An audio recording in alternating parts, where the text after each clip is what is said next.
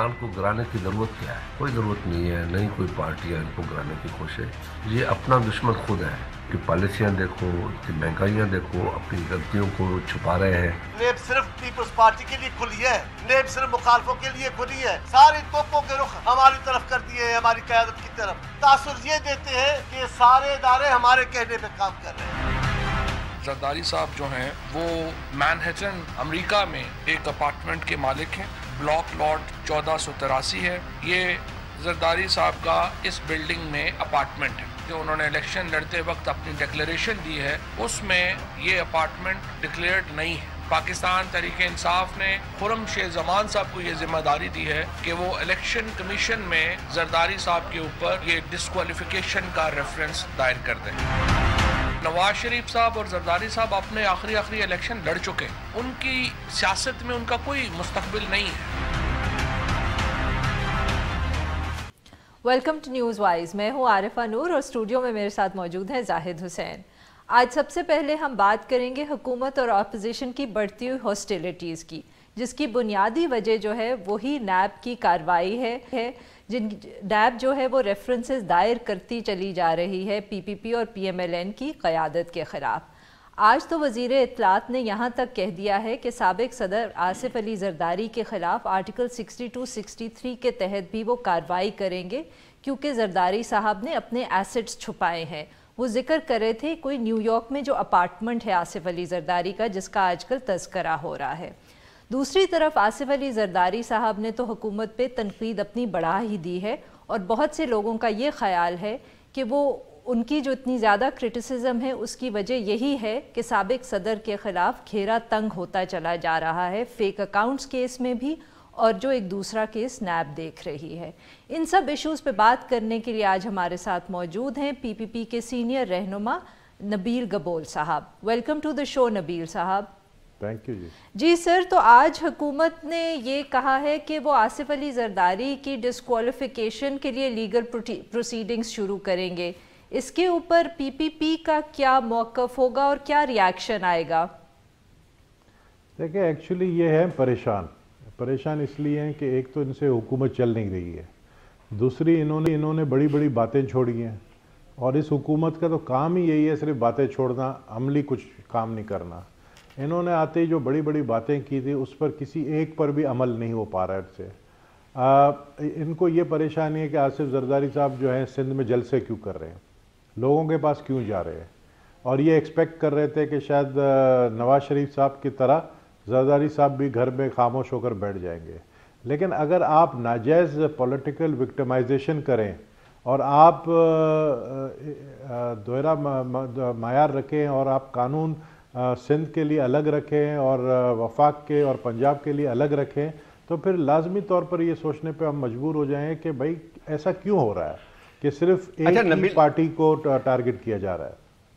نبیل، ایک پارٹی کو تو ٹارگٹ نہیں کیا جا رہا ہے، آپ کہہ رہے ہیں نا کہ سندھ میں صرف، تو آپ کو تو پتہ ہے کہ نواز شریف صاحب کا تعلق تو پنجاب سے ہے، ان کا سندھ سے تعلق نہیں ہے، ان کے اوپر بھی ہے کیس بھی چل رہا ہے، ان کو نااہل بھی قرار دیا گیا ہے، اور بھی پی ایم ایل این کے بہت سارے اور وزراء کے خلاف، پہلے سابق وزراء کے خلاف یہ چل رہا ہے۔ تو یہ تو کہنا صحیح نہیں ہوگا کہ صرف آصف علی زرداری یا سندھ کے لوگ پولیٹیشین کو کیا رہا ہے۔ دوسری بات اور یہ بتائیے کہ زرداری صاحب کے اوپر جو کیس آپ بتا رہے تھے نا کہ انہوں نے شروع کیا ہے، یہ تو جو تحقیقات تھی جو منی لانڈرنگ کی، جس پہ اب حتمی طور پہ آ رہی ہے بات، وہ تو 2014 میں وہ تحقیقات شروع ہو گئی تھی جبکہ نواز شریف صاحب کی حکومت تھی۔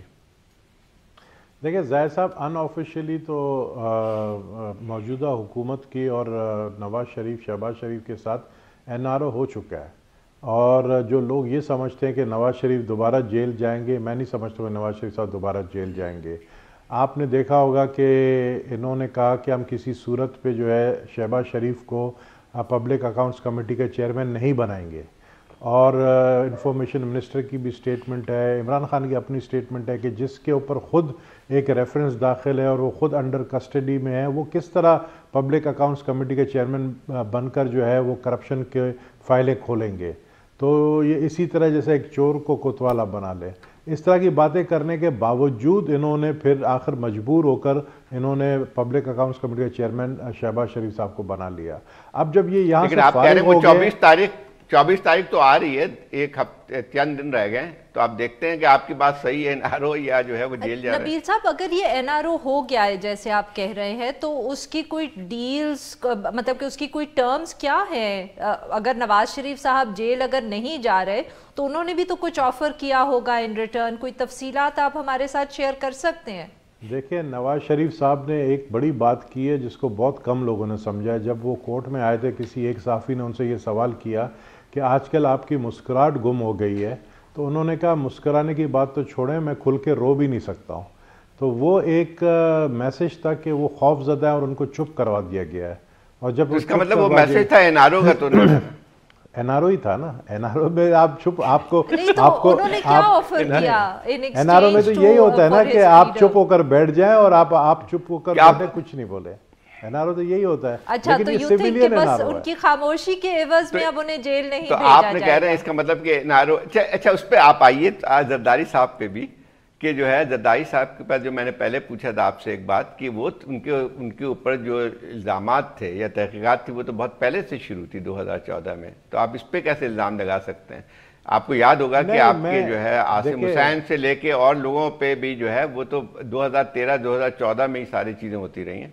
नहीं, मैं इल्ज़ाम नहीं लगा रहा हूँ, मैं ये कह रहा हूँ कि जिस तरह आज इंफॉर्मेशन मिनिस्टर ने कहा कि जरदारी साहब का एक फ्लैट निकल के आया न्यूयॉर्क में और अपने एक एमपीए को कहा है कि एक नया रेफरेंस दाखिल करें टू डिसक्वालीफाई जरदारी साहब। मैंने उस तवज्जो से बात की है कि ये जो डिसक्वालिफिकेशन की तरफ जा रहे हैं, ये इसलिए जा रहे हैं क्योंकि जरदारी साहब जो है वो जलसों पे जलसे कर रहे हैं, पब्लिक को मोटिवेट कर रहे हैं। अब उनको डराने के लिए ये इस तरह के शोशा इन्होंने छोड़ा हुआ है। जो रेफरेंस की आपने बात की है, बिल्कुल 2014 में जरदारी साहब तो डरते नहीं है कभी, आपने कहा ना, आप उनके तो जरदारी साहब कहते हैं ना मैं जेल से डरता हूं, तो उनको कैसे डराया जा सकता है? जरदारी साहब देखें, जरदारी साहब कहते हैं कि जेल मेरा दूसरा घर है और जेल से मैं डायरेक्ट प्रेसिडेंट हाउस जाता हूँ या प्राइम मिनिस्टर हाउस जाता हूँ।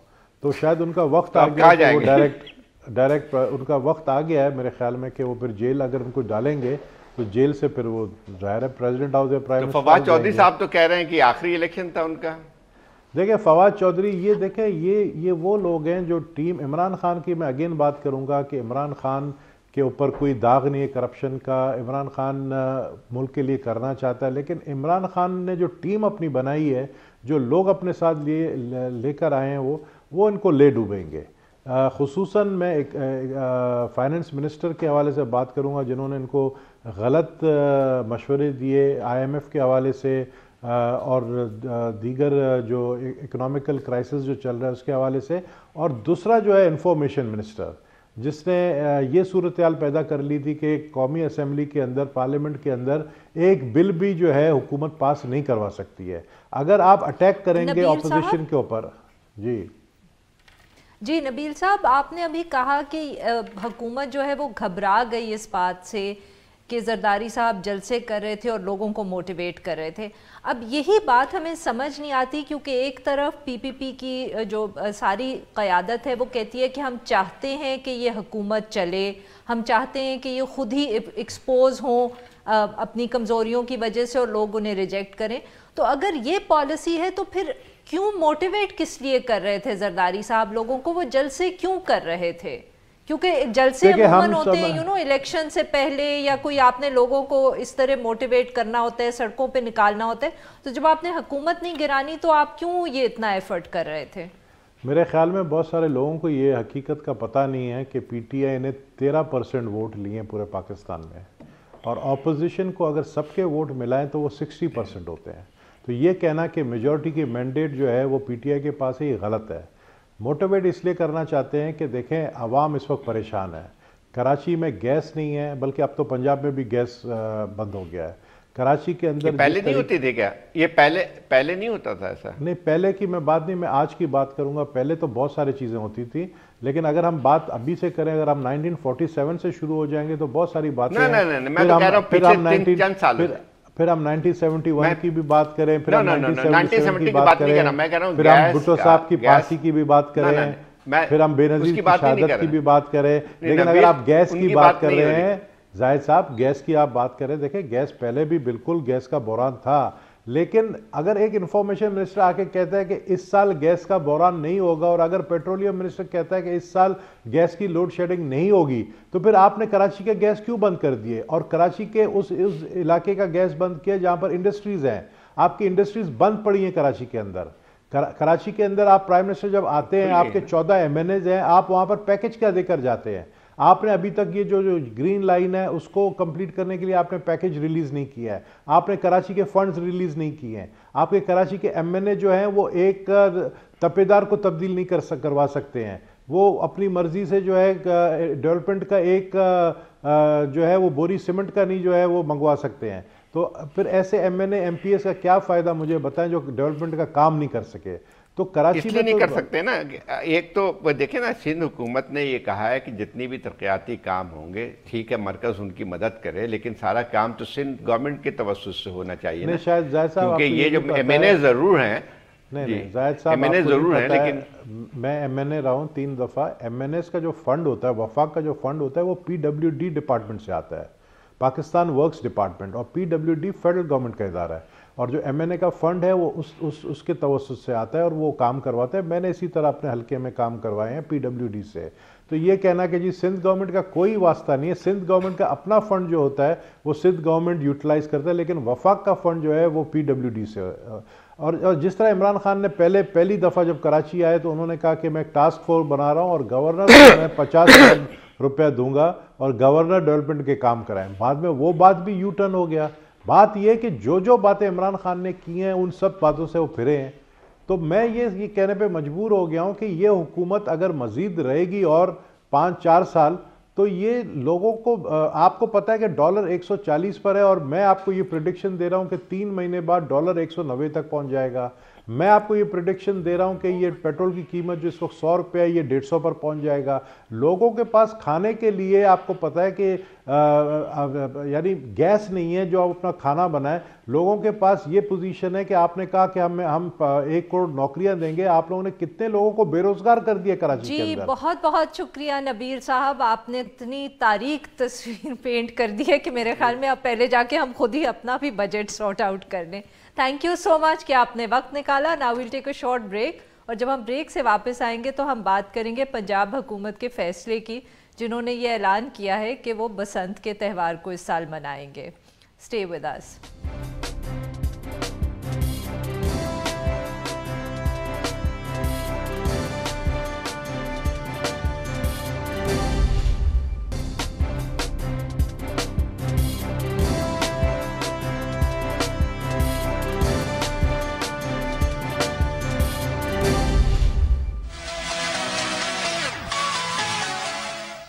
کے دوسرے ہفتے کے اندر ہم بسنت کو انشاءاللہ منائیں گے. لاہور کا یہ پرانا کلچر فیسٹیول، تاریخی کلچر فیسٹیول، اس کا ریوائول کیا جائے گا. Welcome back. اب ہم بات کریں گے لاہور کے پرانے اور مشہور تہوار بسنت کی. پنجاب حکومت نے اعلان کیا ہے کہ وہ دوبارہ اس فیسٹیول کو منانے کا سوچ رہے ہیں. اس حوالے سے چیف منسٹر عثمان بزدار نے ایک 8 ممبر کمیٹی بھی تشکیل دے دی ہے. مگر دوسری طرف لاہور ہائی کورٹ میں پٹیشن دائر کر دی گئی ہے کہ یہ حکومت فیصلہ نہیں کر سکتی کیونکہ 2005 میں سپریم کورٹ نے اس ایونٹ پہ بین لگایا تھا. اس کے علاوہ پاکستان مسلم لیگ نون نے پنجاب اسمبلی کے اندر بھی ریزولوشن پاس کر دی ہے اس تہوار کے خلاف. اس ایشو پہ بات کرنے کے لیے اس وقت ہمارے ساتھ موجود ہیں پنجاب کے وزیر اطلاعات فیاض الحسن چوہان صاحب. ویلکم ٹو دا شو چوہان صاحب. سب سے پہلے تو آپ ہمیں یہ بتائیں کہ یہ آپ کی حکومت نے کس طرح فیصلہ کیا کہ اتنے سالوں کے بعد اس تہوار کو آپ جو ہے دوبارہ منانے کا سوچ رہے ہیں. اس کے پیچھے کیا تھنکنگ تھی آپ کی؟ بسم اللہ الرحمن الرحیم.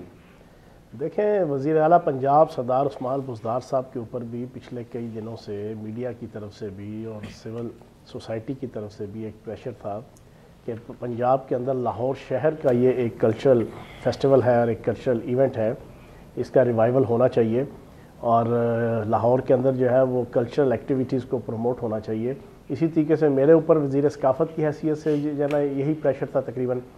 تو ہم نے ان ساری چیزوں کو مد نظر رکھتے ہوئے کل سی ایم صاحب کی صدارت میں ایک میٹنگ ہوئی اس میں چیف سیکرٹری صاحب بھی موجود تھے, سیکرٹری کلچر بھی موجود تھے, میں بھی تھا. تو وہاں پر ڈسکشن ہوئی اور یہ فیصلہ ہوا کہ ابھی اصولی طور پہ فیصلہ ہوا کہ یہ ہونا چاہیے, لیکن اب اس کی جو نیگیٹیوٹیز ہیں اور اس کے جو نیگیٹو پہلو ہیں, اس کے جو منفی پہلو ہیں, اس کو کنٹرول کرنے کے لیے, اس کو اوور کم کرنے کے لیے, اس کو ایلیمینیٹ کرنے کے لیے پہلے تو فوری طور پہ کمیٹی بنائی گئی. اس میں وزیر قانون ہیں, میں ایز اے وزیر ثقافت ہوں, اور آئی جی پنجاب ہیں, ڈی سی لاہور ہیں, اور ایڈیشنل چیف سیکرٹری ہیں, اور میاں یوسف صلاح الدین صاحب ہیں, اور مبشر لقمان صاحب ہیں. ان کو ہم نے ممبر کے طور پر رکھ کے ہم نے طے کیا کہ سی ایم صاحب نے طے کیا کہ یہ کمیٹی مجھے 1 ہفتے کے اندر رپورٹ دے گی, تمام چیزوں کو پازیٹیو نیگیٹو جناب اس کے جو فیکٹس ہیں اس کو ڈسکس کر کے اپنی سبمیشنز اور اپنی پروپوزلز دے گی. اس کی روشنی میں پھر فائنل سردار عثمان بزدار صاحب جو ہے وہ فیصلہ دیں گے کہ اس کو کس طرح ہونا چاہیے, کن موڈیلٹیز کے تحت ہونا چاہیے اور کب ہونا چاہیے.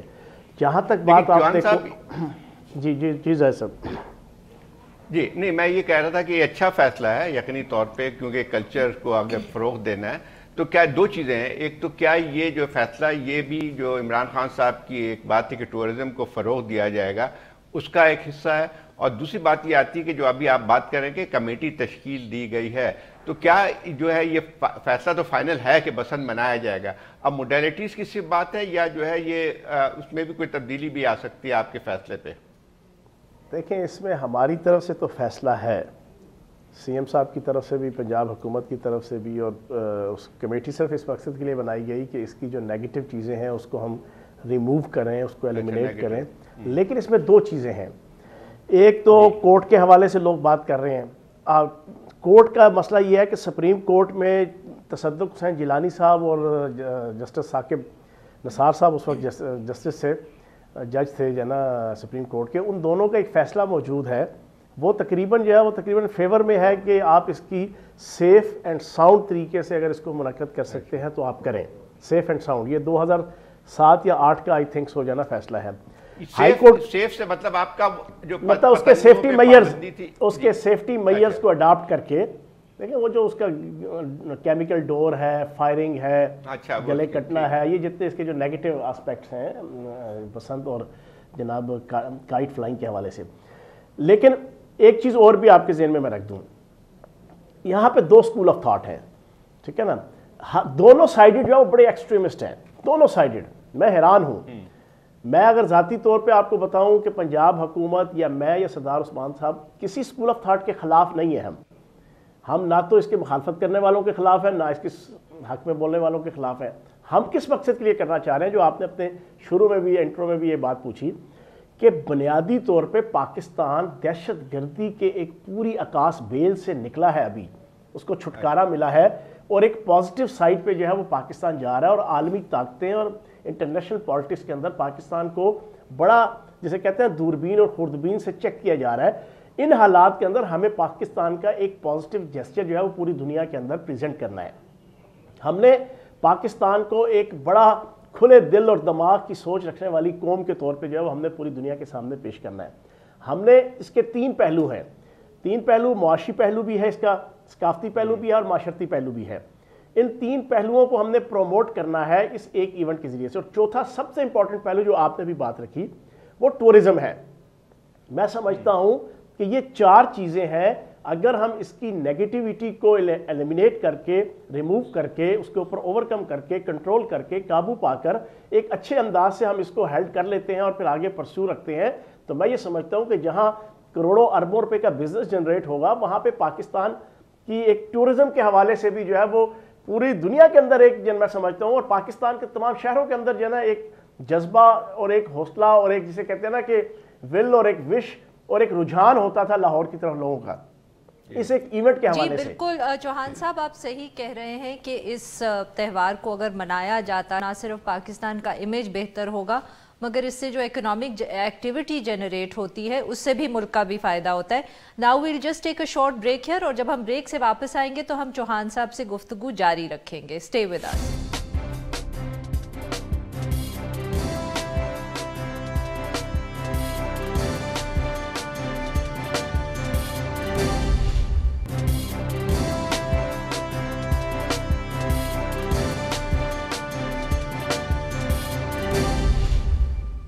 Welcome back. हम गुफ्तगू करें चौहान साहब से। जी चौहान साहब, तो आप ये जिक्र कर रहे थे कि किस तरह अगर ये इवेंट मनाया जाएगा तो टूरिज़्म भी जो पाकिस्तान के अंदर है उसको फ़रोग मिलेगा। तो इस सिलसिले में क्या आप वीज़ा रेजीम पे भी गौर फरमा रहे हैं? उसको भी कोई जो प्रोसेस है वीज़ा का उसको ईज़ करने के बारे में हुकूमत सोच रही है, चाहे वो बसंत के त्यौहार के लिए हो या कोई और इवेंट हो? देखें, उसमें इस इशू को मैं आपके सामने रखने से पहले ना दो चीज़ें और आपके सामने क्लियर करूंगा। एक तो आपने कोर्ट के हवाले से बात की अदालतों में। आज मैंने दिन को भी जो है वो अली इजाज़ साहब के घर दुआ करने के लिए गया था, तो वहाँ पे मैंने जो है मीडिया ब्रीफिंग में ये बात कही थी और आपके प्रोग्राम में भी मैं ये कर देता हूँ कि अगर तो अदालत इस केस को टेकअप करती है, चाहे लाहौर हाई कोर्ट करे या सुप्रीम कोर्ट करे, वो इस पर जो फैसला करेगी हमें मंजूर है। हम नून लीग वाले तो है नहीं है कि हम धमकियां लगाएंगे जनाब जजेस को या जुडिशरी को, या जुडिशरी के रास्ते में कोई इस किस्म की हर्डल बैरियर ऑब्स्टिकल क्रिएट करेंगे। हम तो कानून को मानने वाले और कानून की अलमबरदारी और अलमदारी दोनों को मानने वाले लोग हैं। इमरान खान साहब की क़यादत में और सरदार उस्मान बुज़दार साहब की क़यादत में कोर्ट जो फैसला करेगी हमें मंजूर है, लेकिन जो बुनियादी ऑब्जेक्टिव थे वो मैंने आपके सामने रख दिए। दूसरी चीज़, आपने कहा कि नून लीग की तरफ से करारदाद भी आ गई है पंजाब असम्बली में, तो उनकी बात आप छोड़ें। अगर मैं कल प्रेस कॉन्फ्रेंस करके ये कहता ना कि बसंत के ऊपर पाबंदी कायम रहेगी, तब भी आज जो है वो असम्बली के अंदर करारदाद आनी थी, वो इस तरह आनी थी कि जनाब क्यों जनाब पाबंदी कायम रखी गई है, इस पाबंदी को खत्म होना ज्यादा बेहतर चौहान साहब ज्यादा बेहतर होता है कि आप इसी तरह कह लेते तो शायद बसंत बन जाता, फिर आप कंसीड कर देते तो आप पे ये आता कि आपने यू टर्न ले लिया। तो कहने का मकसद यह नून लीग को आप छोड़ दें, उन्होंने तो वही कुछ कहना है कि जो पीटीआई कहेगी, जो भी आप कहेंगे उसकी मुखालिफत करेंगे। तीसरी चीज जो आप बट वीजा का तो बता दें। हाँ, मैं बताता हूं। तो चौहान साहब पूछा, इंशाल्लाह अगर अदालत की तरफ से भी चीजें पॉजिटिवली रहीं और अदालत ने हमें इसकी इजाजत दी, तो इंशाल्लाह इसकी नेगेटिव तमाम एस्पेक्ट्स को हम ख़त्म करके एक इंतहाई अच्छे इवेंट के तौर पे इसको हम सेलिब्रेट करवाएंगे। और उसके लिए जो कुछ भी हमें बाहर के सियाहों के लिए हमें फैसिलिटेशन देनी पड़ी, वीज़ों में नरमी से लेके यहाँ पर भी जो फिजिकल मॉनेटरी उनको जनाब किसी किस्म की हेल्प करनी पड़ी, कोई इंसेंटिव देना पड़ा, तो इंशाल्लाह भरपूर तरीके से देंगे। अच्छा, एक और बात है, जैसे चौहान साहब, एक इमरान खान साहब ने बात की थी कि जो है हम रिलीजियस टूरिज्म को भी बढ़ाएंगे, तो उस पर भी कुछ इक़दाम शुरू हुए हैं पंजाब में, क्योंकि जितने भी ज़्यादातर जो है ऐसी जगहें हैं जो मुक़द्दस जगहें हिंदुओं के लिए या और, तो वो तो ज़्यादातर पंजाब में है, तो कोई उसके लिए भी कुछ उस पर काम हो रहा है? देखें ज़ाहिर साहब, आपके सामने है कि करतारपुरा का जो सारा एक सेटअप हमने कायम किया, हाँ, उसका जो इनिशिएटिव लिया है, फिर ननकाना साहब है, फिर हसन अब्दाल है, फिर उसके अलावा हिंदुओं के भी जो है वो जेलम के अंदर जो है ना वो क्या है, वो राज कटास जो है ना मंदिर है, कटास राज, हाँ, कटास राज जो है ना। तो हम तो इंशाल्लाह देखें, हमारी हुकूमत और इमरान खान साहब का विजन, मैं पिछले कई सालों से एक चीज़ कह रहा हूँ कि हम मज़हब के नाम पे भी एक्सट्रीमिज़म के ख़िलाफ़ हैं और हम लिबरलिज़म और सेकुलरिज़म के नाम पे भी जो एक्सट्रीमिज़म है उसके ख़िलाफ़ हैं। ये दोनों एक्सट्रीमिज़म जो है ना हम उसके ख़िलाफ़ हैं। जब एक इंसान मॉडेस्ट होगा तो मॉडेस्ट इंसान हर मज़हब के, हर अकीदे के, हर फ़िरके के जो है वो अकायद को और उनकी मजहबी एक्टिविटीज़ को, उनकी सोशल एक्टिविटीज़ को, उनकी मॉरल एक्टिविटीज़ को एक्नॉलेज करेगा, एक्सेप्ट करेगा और रिस्पेक्ट देगा। तो इंशाल्लाह हम उसी आइडियोलॉजी और फिलॉसफी के तहत इंशाल्लाह एक मॉडेस्ट एटीट्यूड के साथ पंजाब के अंदर भी, वफाक के अंदर भी, हम बड़े खुले दिल और दिमाग के साथ हर मज़हब, हर फ़िरके और हर स्कूल ऑफ थॉट को जो है हम उसको एक्नॉलेज करेंगे। उसकी जो फंडामेंटल राइट्स हैं और फंडामेंटल उनके जो सेंटीमेंट्स हैं उनको कम से कम हम जो है ना वायलेट नहीं होने देंगे और उनको डैमेज नहीं होने देंगे। चौहान साहब, ये जो आप कह रहे हैं सुप्रीम कोर्ट के या कोर्ट के हवाले से कि जो नेगेटिव साइड है बसंत की, उसको आप देखेंगे और उसको कंट्रोल करेंगे, तो उसके अंदर आप किस किस्म के इक़दाम ले सकते हैं? एक तो बहुत ऑब्वियस है कि ऑब्वियसली जो वो डोर होती है ख़तरनाक किस्म की, उसको आप बैन कर देंगे। इसके अलावा भी कोई आप कंसिडर कर रहे हैं, स्टेप्स लिए जाएंगे? उसमें मैं आपको बताता हूँ, मेरी कई मीटिंग्स हो चुकी हैं मियाँ यूसुफ सलाउद्दीन साहब के साथ भी, फिर 2-3 मेरे टॉक शोज़ हुए हैं जिसके अंदर मौजूद थे काइट फ्लाइंग एसोसिएशन के जो हेड थे और 2-3 जना इनसे काइट फ्लाइंग शोबे से ताल्लुक़ रखने वाले। बुनियादी 5-6 इशूज़ हैं। एक तो आपकी होगी केमिकल डोर, اس کے اوپر پابندی ہو. دوسرا کیمیکل ڈور کے علاوہ ایک موٹی جناب ڈور ہوتی ہے, بنیادی اصل پرابلم وہ موٹی ڈور ہے جو ٹوٹتی نہیں ہے, اس کو چیک اینڈ بیلنس کرنا ہے. تیسری چیز یہ ہے کہ فائرنگ جو ہوتی ہے بے جا قسم کی, ہمارا مسئلہ یہ ہے ہماری سوسائٹی کا کہ ہم ہر معاملے میں ایکسٹریمسٹ ہیں, ہم شتر بے مہار لوگ ہیں, شتر بے مہار لوگ ہیں. ہم ایک اپنی جائز اور ایک اچھی ایکٹیویٹی کو بھی اپنے ایٹیٹیوڈ اور رویے سے ناجائز بنا دیتے ہیں.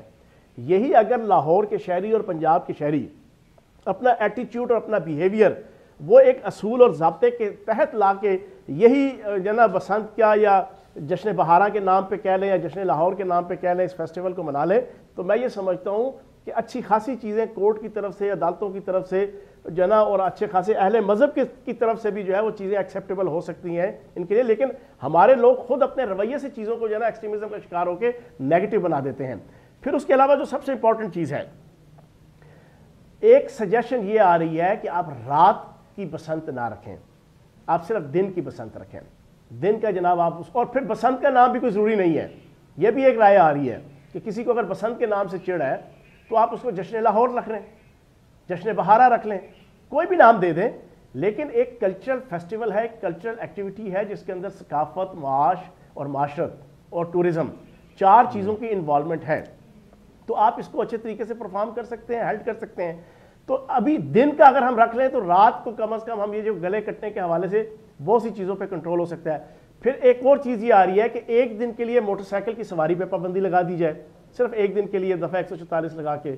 پھر ایک پروپوزل یہ آ رہی ہے کہ آپ موٹر سائیکل کے اوپر ایک ایسا جنگلہ ٹائپ جو ایک چیز ہوتی ہے کہ نا اس کو آپ لگا دیں تو تب بھی. اس طرح کی بہت سی چیزیں ہیں جو یہ کمیٹی ڈسکس کرے گی. جی ابھی مطلب کہ آپ سجیسشنز کنسیڈر کریں اور فائنل فیصلے آپ نے کرنے ہیں. بہت بہت شکریہ چوہان صاحب, آپ نے والا اور ہم سے بات کی. Now we'll take a short break, اور جب ہم بریک سے واپس آئیں گے تو ہم بات کریں گے میاں نواز شریف صاحب کی, جن کے آج اکاؤنٹیبلٹی کورٹ میں جو 2 ریفرنسز چل رہے تھے ان کے اوپر آرگیومنٹس مکمل ہو چکی ہیں اور جج نے فیصلہ محفوظ کر لیا ہے. Stay with us.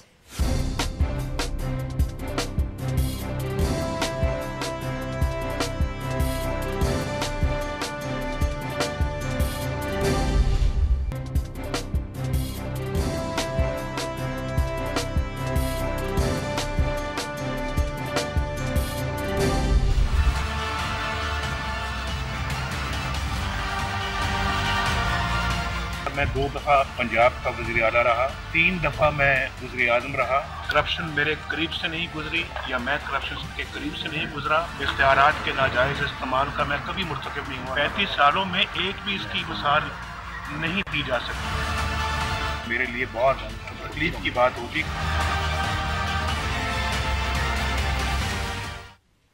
Welcome back. اب ہم بات کریں گے میاں نواز شریف کی جو 2 ریفرنسز اکاؤنٹیبلٹی کورٹ میں چل رہے تھے, فلیگ شپ اور العزیزیہ اسٹیل مل کے حوالے سے. ان دونوں ریفرنسز کے لیے سپریم کورٹ نے 24 دسمبر کی ڈیڈ لائن دی تھی, اور اس کے بعد یہ اس ہفتے کے اندر دونوں سائیڈز نے اپنے دلائل مکمل کر لیے اور جج نے اپنا فیصلہ محفوظ کر لیا ہے. ان ٹرائلز پہ بات کرنے کے لیے اس وقت ہمارے ساتھ موجود ہیں deputy prosecutor general NAB Raja عامر عباس صاحب. ویلکم ٹو دا شو راجہ صاحب. Thank you. جی راجہ صاحب, تو یہ ادھر بھی ایشو یہی تھا کہ اگر پروسیکیوشن کی طرف سے یہ آرگیومنٹ آ رہا تھا کہ نواز شریف صاحب کے جو دونوں بیٹے ہیں وہ ان کے ڈیپینڈنٹ تھے اور اس لیے جو جائیدادیں اور بزنسز ان کے بچوں کے نام تھا وہ بیسکلی نواز شریف صاحب کی بے نامی جائیداد تھی, تو ڈیفینس کا آرگیومنٹ یہ تھا کہ جو بچے ہیں وہ نواز شریف صاحب کے ڈیپینڈنٹ نہیں تھے. تو اسینشلی کیا ہم یہ کہہ سکتے ہیں کہ اس کیس کے اندر بھی منی ٹریل کا ہی ایشو ہے کہ منی ٹریل نواز شریف صاحب سے بچوں پہ جا رہی ہے یا دادا کی طرف سے پوتوں کی طرف جا رہی ہے؟ دیکھیے یہ ایک بڑا سمپل سا کوشچن ہے جس کو ڈٹرمن کرنے کے لیے you don't need a rocket science.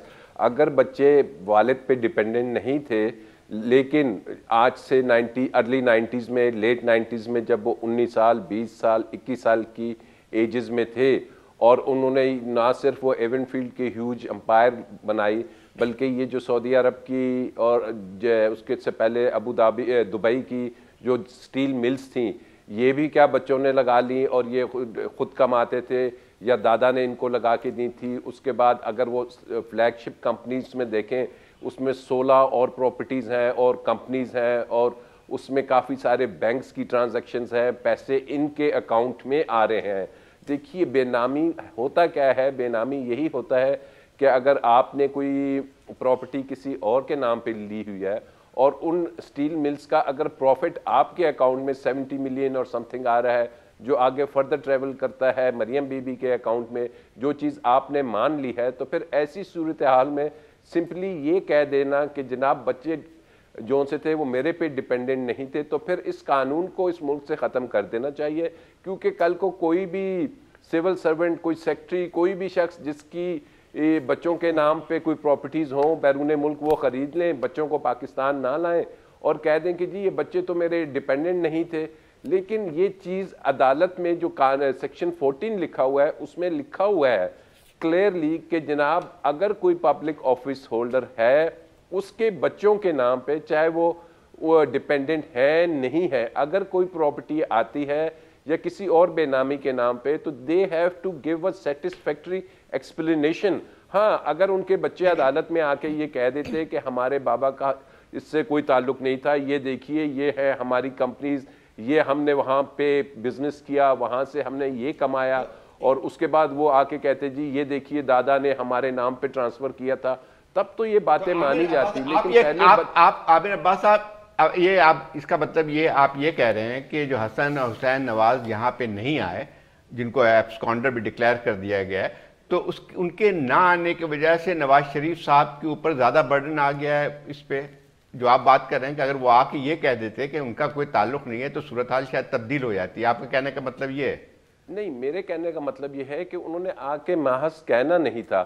اور ایک چیز ذہن میں رکھیے کہ جب سپریم کورٹ میں یہ کیس چلا تھا تو وہ آئے بھی تھے, وہ انہوں نے وہاں پہ ایک سٹانس بھی لیا تھا ان کے دونوں بچوں نے, اور انہوں نے کہا تھا کہ جناب یہ قطری کو ہم نے 12 ملین دیے تھے ابو دھابی کی یو اے ای کی وہ جو سٹیل مل بکنے کے بعد, اور اس 12 ملین نے فردر گرو کر کے آل اوور دا ورلڈ یہ اتنی امپائرز بنا لی. یہ ان کے حسن اور حسین کا سٹانس تھا. اب جب اس کیس میں میاں صاحب سے پوچھا گیا جناب وہ قطری کے بارے میں آپ لوگوں نے ایک سٹانس لیا تھا, تو انہوں نے کہا جی میرا اس سے کوئی تعلق نہیں قطری سے کسی قسم کا. حالانکہ ایون فیلڈ میں انہوں نے کہا تھا کہ یہ نیب کی کوتاہی ہے, نیب کو چاہیے تھا کہ وہ جا کے قطری کی سٹیٹمنٹ لیتے. تو یہ جو کانٹراڈکٹری سٹیٹمنٹس دے رہے ہیں, ایک چیز ذہن میں رکھیے کہ سپریم کورٹ میں جب یہ پیناما کے کیسز چل رہے تھے تو انہوں نے اسی وقت وہاں پہ یہ تمام میاں صاحب, ان کے بچے, مریم, سب وہاں پہ پارٹی تھی, سب کے لائرز تھے. تو سپریم کورٹ نے کہا تھا کہ اگر آپ کے پاس یہ منی ٹریل ہے آپ ہمیں ابھی دے دیجئے. ایون ریویو میں بھی انہوں نے کہا تھا, تو پھر یہ نہ نیب کے کیسز بنتے نہ یہ دوسرے کیسز بنتے, یہ چیزیں موجود ہی نہیں. اب ان کے پاس منی ٹریل ہے ہی نہیں تو وہ کہاں سے دیں گے؟ جی راج صاحب ایک بات بتائیں کہ جب سپریم کورٹ نے 24 دسمبر کی ڈیڈ لائن دے دی تھی اور بہت کلیئر کر دیا تھا, تو اس کے بعد آج پھر ڈیفنس نے جو ایک ہفتے کی مہلت مانگی, اس کے پیچھے کیا وجہ ہو سکتی ہے؟ بیکاز چانسز تو یہی تھے کہ ہم جیسے جو لے پیپل بھی دیکھ رہے ہیں کہ آبویسلی اگر سپریم کورٹ کی ڈیڈ لائن ہے تو اکاؤنٹیبلٹی کورٹ نے تو انکار ہی کرنا تھا اور مہلت دینے سے, مگر پھر بھی ڈیفنس نے ایک ہفتے کی مہلت مانگی. اس کے پیچھے آپ کے خیال میں کیا وجہ ہو سکتی ہے؟ دیکھیے اس کے پیچھے وجہ صرف ایک ہی ہے کہ اس کو جتنا فردر میکسیمم ڈیلے کیا جا سکے. آن اے لائٹر سائڈ میں کہہ سکتا ہوں کہ جی وہ 24 کے بعد 25 کو ان کی برتھ ڈے ہے, شاید وہ چاہ رہے ہوں گے کہ برتھ ڈے آرام سے ریلیکس کر کے منائی جائے. اینی ہاؤ تو اور اس کے بعد فیصلہ آ جائے. اس کے بعد فیصلہ آ جائے. ہم گفتگو کر رہے تھے former deputy prosecutor general NAB Raja عامر عباس صاحب سے. آج کے لیے بس اتنا ہی. We'll be back tomorrow at the same time.